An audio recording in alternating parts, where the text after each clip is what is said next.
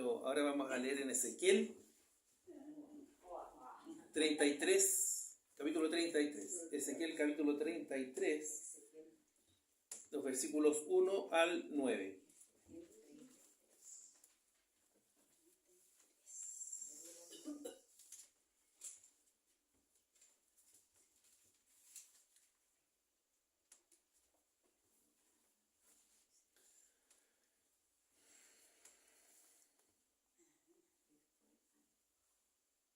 Ezequiel capítulo 33, versículos 1 al 9. Todos puestos de pie. Dice así la palabra del Señor. Y fue a mí palabra de Jehová diciendo: Hijo del hombre, habla a los hijos de tu pueblo y diles: cuando trajere yo espada sobre la tierra, y el pueblo de la tierra tomare un hombre de sus términos, y se lo pusiere por atalaya, y él viere venir la espada sobre la tierra, y tocare corneta, y avisare al pueblo, cualquiera que oyere el sonido de la corneta, y no se apercibiere, y viniendo la espada lo tomare, su sangre será sobre su cabeza. El sonido de la corneta oyó, y no se apercibió. Su sangre será sobre él, mas el que se apercibiere librará su vida. Pero si el atalaya viere venir la espada, y no tocare la corneta, y el pueblo no se apercibiere, y viniendo la espada tomare de él alguno, él por causa de su pecado fue tomado, mas demandaré su sangre de mano del atalaya. Tú pues, hijo del hombre, yo te he puesto por atalaya a la casa de Israel, y oirás la palabra de mi boca, y los apercibirás de mi parte, diciendo yo al impío: impío, de cierto morirás, si tú no hablares para que se guarde el impío de su camino. El impío morirá por su pecado, mas su sangre yo la demandaré de tu mano. Y si tú avisares al impío de su camino, para que de él se aparte, y él no se apartare de su camino, por su pecado morirá él, y tú libraste tu vida. Oremos al Señor. Padre Celestial, estamos delante de tu presencia en esta tarde, en este momento, Señor, en este lugar que es apartado para tu servicio. Te rogamos en forma muy especial por tu palabra que ha de ser exhortada en este momento. Te ruego que tú traigas enseñanza y que tu espíritu pueda tocar nuestros corazones y que pueda realmente esto conmovernos y llevarnos a estar más cerca tuyos cada día. Te rogamos, Señor, que todo lo que va a ser dicho en este momento no sean mis ideas ni mis palabras, sino lo que tú tienes preparado para nosotros en esta tarde. Que tu palabra sea glorificada, tu nombre sea engrandecido, Señor, en medio nuestro, y que realmente ella pueda hacer efecto en nuestros corazones, en nuestras conciencias. Todo esto te lo pedimos en el nombre de Jesús. Amén. Amén.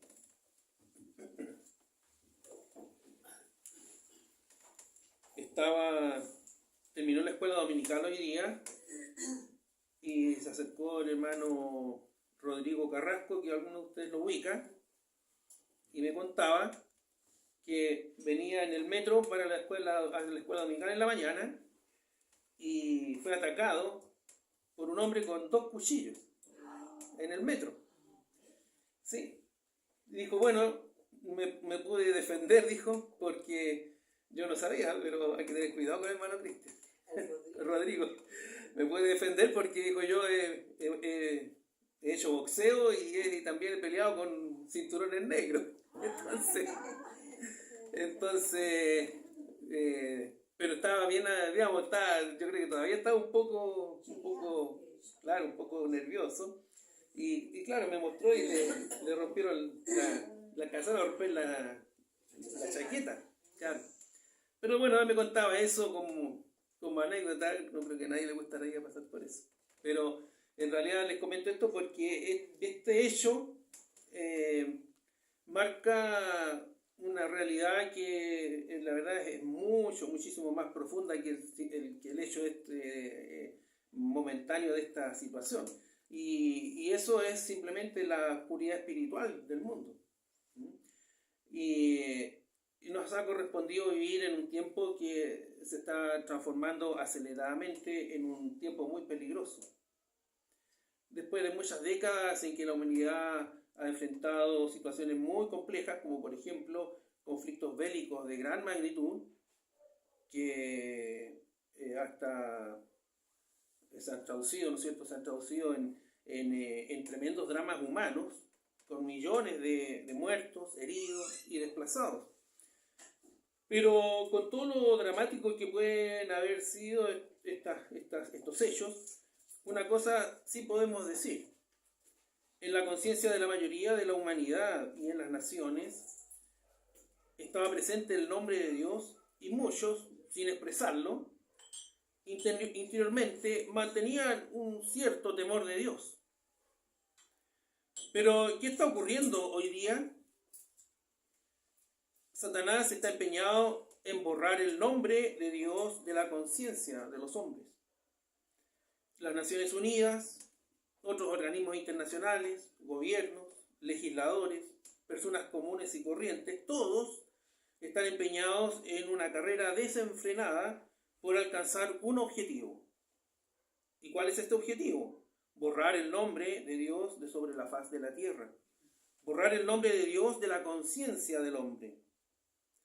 Y el resultado de esto no es más que la depravación del hombre, como nos dice Romanos 1, 21 al 25.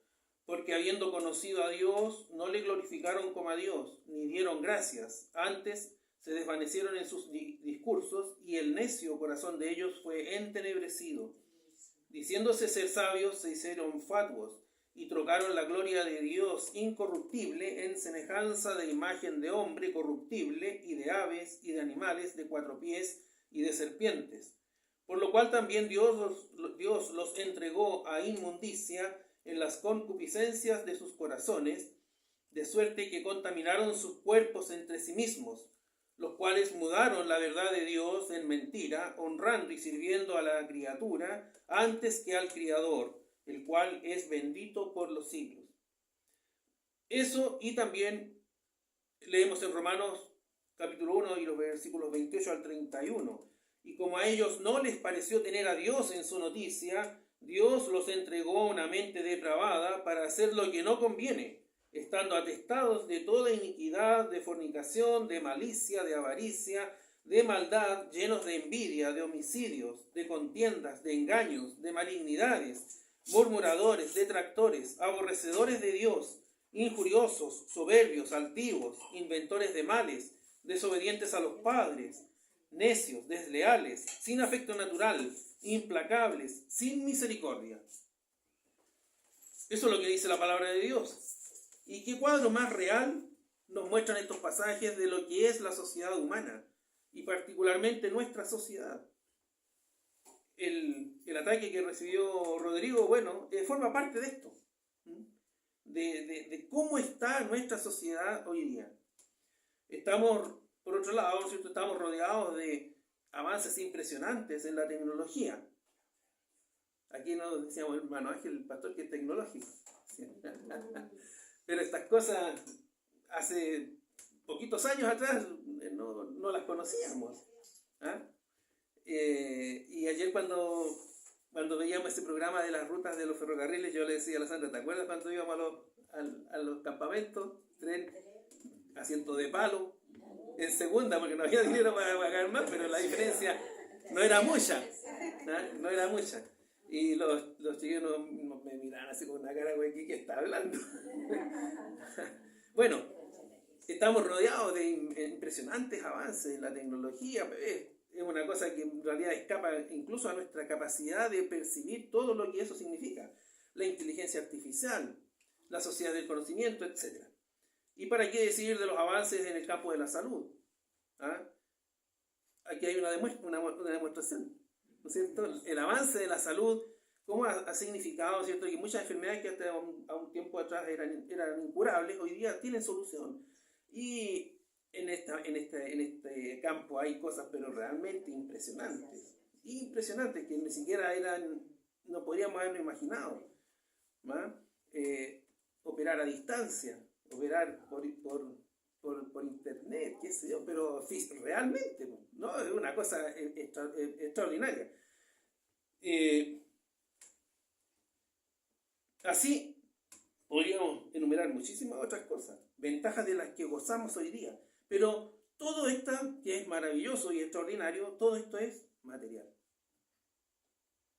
¿Y qué del corazón del hombre? Cada vez más lejos de Dios. Y esa es nuestra realidad, la que estamos viviendo. Y decía al comienzo que estamos viviendo en un tiempo cada vez más peligroso. Y en el horizonte no vemos precisamente un cielo despejado, sino que nubes oscuras. Porque nosotros, como hijos de Dios y creyentes en Jesucristo, somos parte del problema de nuestra sociedad. Juan 15:19 nos dice: si fuerais del mundo, el mundo amaría a lo suyo, mas porque no sois del mundo, antes yo os elegí del mundo, por eso os aborrece el mundo. El mundo quiere borrar el nombre de Dios y nosotros queremos sostener el nombre de Dios. Entonces estamos en un conflicto sin solución respecto al mundo y al cristianismo. ¿Qué creen ustedes que piensan nuestros legisladores que promueven leyes impías, que atentan directamente al corazón de nuestra fe, de aquellos que se oponen a esto? Lo hemos vivido. Con algunas leyes que se han promovido y que ha habido un movimiento dentro del pueblo evangélico para oponerse a eso.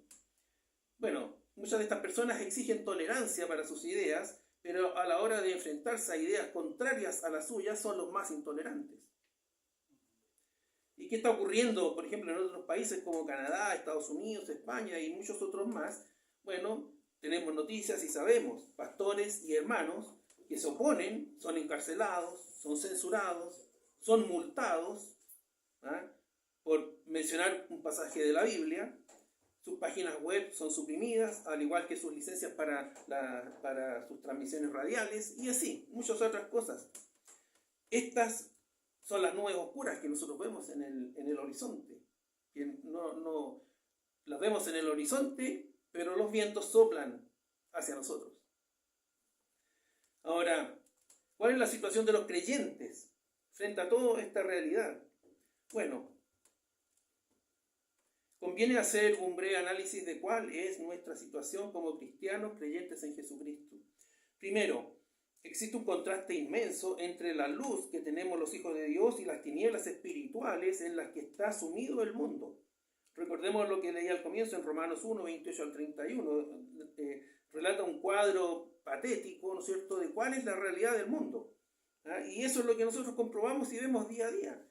Que en realidad, de repente hasta ya aburre prender las noticias, porque todas las noticias son hechos trágicos, de diversa naturaleza: asesinatos, asaltos, robos, guerras, en fin, toda la noticia gira en torno a eso. Y un día le dije a Sandra: ya estoy aburrido, si no quiero escuchar más esto.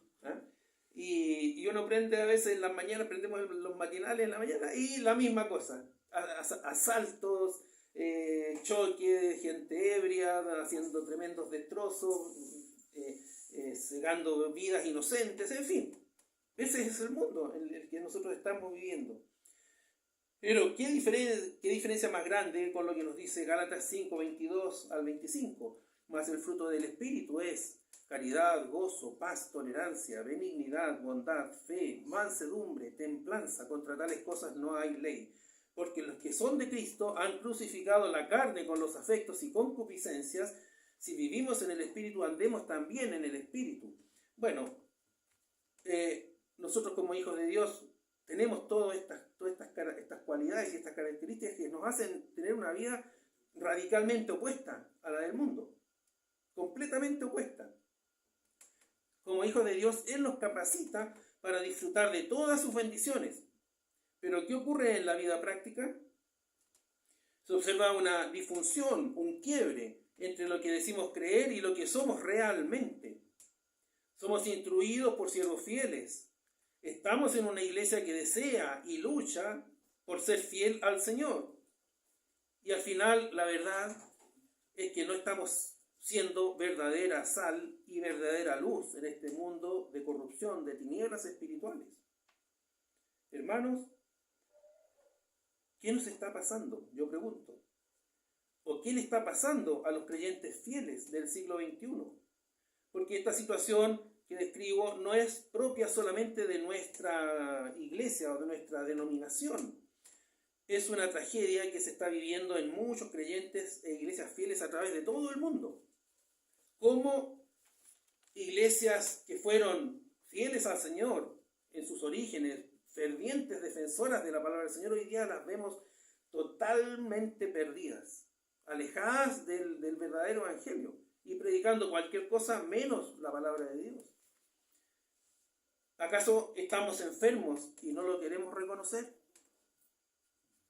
Mire, ponga atención a los siguientes síntomas. Pocos leen la Biblia diariamente. Pocos evangelizan. Pocos apartan el día del Señor como corresponde. ¿Cuántas prácticas y costumbres del mundo están siendo incorporadas en la vida de cristianos y de familias cristianas?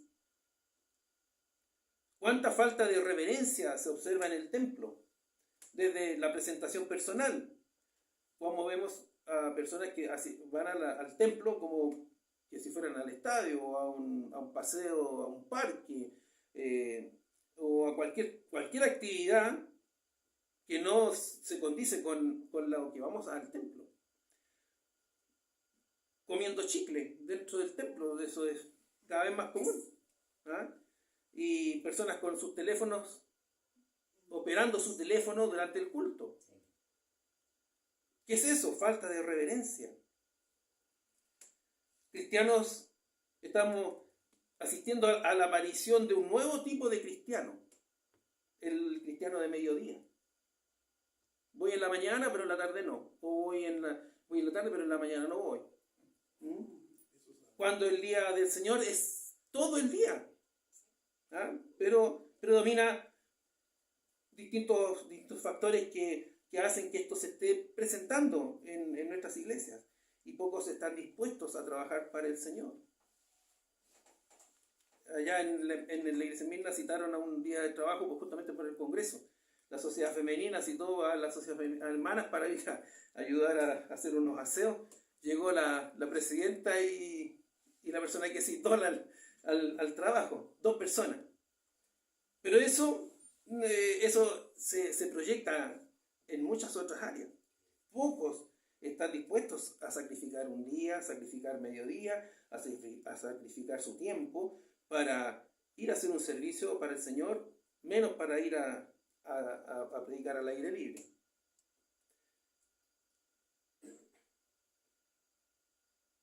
Un número creciente de cristianos que están usando Biblias adulteradas, pero ¿cómo es esto? ¿Eh? Yo creo que nadie en su sano juicio bebería agua de una fuente contaminada. Si usted le dice esta agua está contaminada, no tomes agua. Pero ¿cuántos cristianos usan Biblias adulteradas para, entre comillas, consultar una fuente contaminada? Pero eso lo estamos viviendo. ¿Y qué nos dice Jeremías 6, 16 al 17? Así dijo Jehová: paraos en los caminos y mirad, y preguntad por las sendas antiguas, cuál sea el buen camino, y andad por él, y hallaréis descanso para vuestra alma. Yo decía, ¿acaso estamos enfermos como cristianos, como congregación, como iglesia, y no lo queremos reconocer? Tal vez sí, porque todos estos síntomas son reales y los vemos todos los días, y tal vez somos nosotros a lo mejor parte de alguno de ellos. Quisiera que recordáramos brevemente la historia de Elí que encontramos en el primer libro de Samuel, los capítulos 2 y 3. En el capítulo 2, de los versículos 27 al 28, la familia de Elí es elegida entre las familias del pueblo de Israel para ministrar delante de Dios y del pueblo. sin duda, esta familia tiene que haber sido una familia muy destacada espiritualmente dentro del pueblo de Israel. De hecho, fue elegida para intermediar entre Dios y el pueblo. Sigue los relatos en el libro primero de Samuel, el capítulo 2, los versículos 12 y los versículos 23 y 24, en donde los hijos de Elí, el gran sacerdote, se describen como personas malvadas e impíos, con una conducta abiertamente pecaminosa. Continúa la historia de Elí en los versículos 24 y 29, donde vemos la actuación de Elí con sus hijos, donde muestra claramente Elí ser una persona débil de carácter, condescendiente con la mala conducta de sus hijos, honrándolos a ellos más que a Dios, dice la palabra de Dios. Y pasamos al capítulo 3, versículo 13, donde dice que Elí no corrigió a sus hijos y permitió la presencia del pecado en ellos. Dice que no los estorbó, no los corrigió. ¿Y cuál fue todo el resultado de toda esta historia? Fue que el juicio de Dios cayó sobre Elí y sobre toda su familia. ¿Y cuál fue el juicio de Dios? Es que al final la casa de Elí, que había sido especialmente seleccionada y dedicada a este servicio, fue desechada.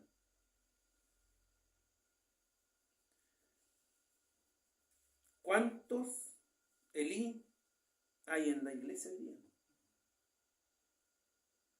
¿Acaso no tenemos todos algo de estas características de Elí en nuestra vida? Podemos a lo mejor ser débiles de carácter, permitiendo la presencia del pecado en nuestras vidas, siendo condescendientes con el pecado, no corrigiendo lo malo que hay en nosotros. ¿Acaso no hay envidias, pleitos, celos, contiendas, torpes palabras de nuestra boca en nuestro medio? Y otras cosas más.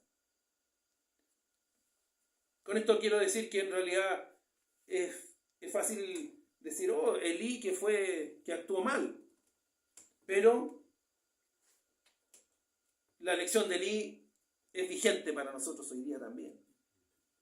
De tener cuidado, ¿no es cierto?, de nosotros no estar cayendo en lo mismo que Elí cometió. Y no quisiera que quedáramos con una imagen pesimista, porque en realidad ha sido bastante pesimista muchas cosas de las que he hablado. Pero no quiero que quede en nosotros una imagen pesimista, todo lo contrario. El llamado es a recapacitar y volver a poner nuestra confianza en el Señor. Si es personal y si es congregacional y si es de la iglesia, intercedamos ante el Señor por todas estas cosas. La situación sería muy distinta si nosotros viéramos otra realidad. Existe preocupación en el presbiterio de mucho tiempo existe preocupación en el presbiterio de por qué la iglesia no crece. Y vemos obras que marcan el paso, año tras año, tras año, tras año, 10, 20, 30, 40 años y están igual. Y la iglesia en Mirna no es ninguna excepción a esto, porque en sus inicios la iglesia creció rápidamente y de reunirse en una casa chiquitita ahí en Cuyacamón, que no sé, de haber sido tal vez como esto, más o menos, y muy poco tiempo ya todos los hermanos afuera en la calle y la iglesia con personas nuevas. Y después pasó que se trasladaron a la calle Catedral, pasó unas piezas viejas, todas antiguas, todas llenas de hollín, las pintaron y quedaron así como esto, blanquitos. Y pasó lo mismo. Después, al poquito tiempo, eso ya no se podía reunir nadie ahí porque ya estaba todo lleno y no se podía. Hicieron ese templo de madera y volvió a pasar lo mismo.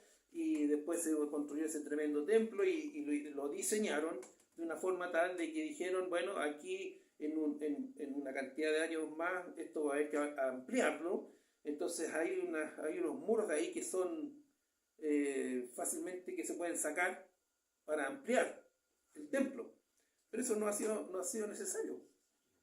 No ha sido necesario porque en realidad la iglesia como que se estancó. Y esa es la realidad. Y no nos podemos cegar ante estas cosas. Y como decía, no quisiera que quedara una imagen pesimista, pero el llamado es a recapacitar en nuestra vida personal, si es que tenemos algo de esto, recapacitar, interceder por nosotros e interceder por la iglesia también, y volver a poner nuestra confianza en el Señor para que Él nos restaure personalmente o restaure la iglesia, las congregaciones, de la misma forma que hizo con Job, que hizo con David, con Pedro. Cuán profundo ellos cayeron, pero fueron restaurados. ¿Por qué? Porque hubo en ellos un arrepentimiento, hubo un deseo de volver al Señor. No así como Judas, ¿no es cierto?, que igual cayó tal vez tan profundo como todos estos siervos de Dios, pero no se arrepintió. No tenemos claro cuál fue su destino.